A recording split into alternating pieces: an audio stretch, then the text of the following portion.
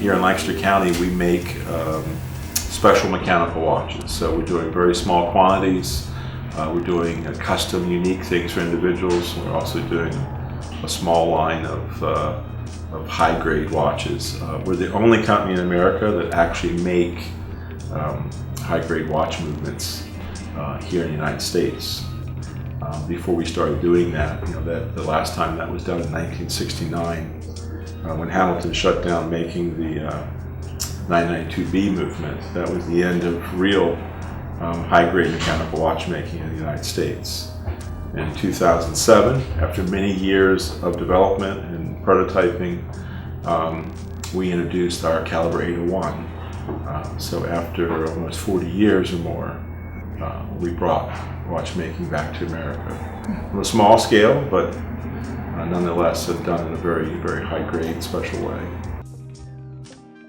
Pennsylvania was one of the real watchmaking hubs in America's great watchmaking past. You had the New England area, Pennsylvania, and then out in the Midwest in the Illinois area. They were the three main hubs of where there was a lot of centralized watchmaking companies. I, of course, have a great interest in America's great watchmaking past and history. And some of the rare pieces, one of them is a Bowman watch. Bowman, of course, had a school in Lancaster, but it had a jewelry store, and at one time they set up and made watches, but they only made 50 watches. And after making these 50 high-grade, very nice watches, they realized that it wasn't looking profitable for them, so they stopped making the watches. They continued with their store. This is in the late 1800s, and then eventually they started the watchmaking school. So their watches were very early on, but those 50 watches are some of the rarest American watches that any collector could ever find. And some years ago, I found one online. It was kind of in bad shape, but most of them were all known where they were. This was an unknown one, so this one had been in someone's possession and not really realizing its rarity.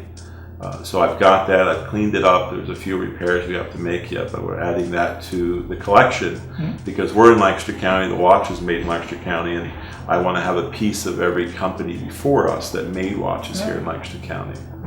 All of our watches have things from America's great watchmaking past.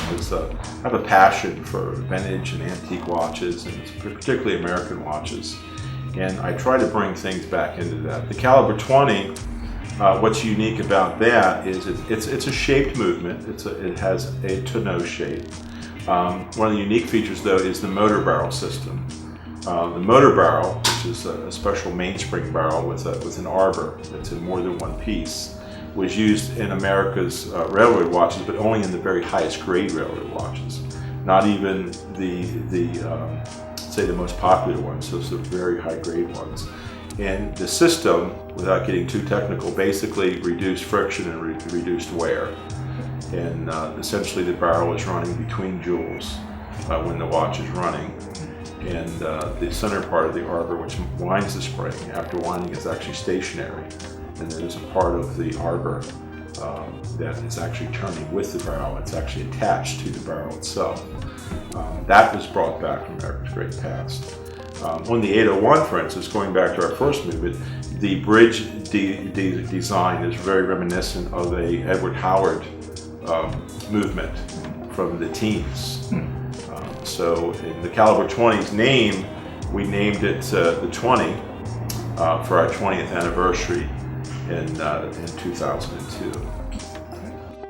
I've always had a passion, for watches since I got into watchmaking. So it's more than like a job or a career. It's really, I'm an enthusiast myself, and I've always delved into the history of watchmaking. I've always enjoyed looking at different types of systems and movements and how things work. And it's just natural to want to do that here. I'm not trying to revive an entire industry, but I do want to make very fine watches and make them here, not only in the United States, but here in Pennsylvania.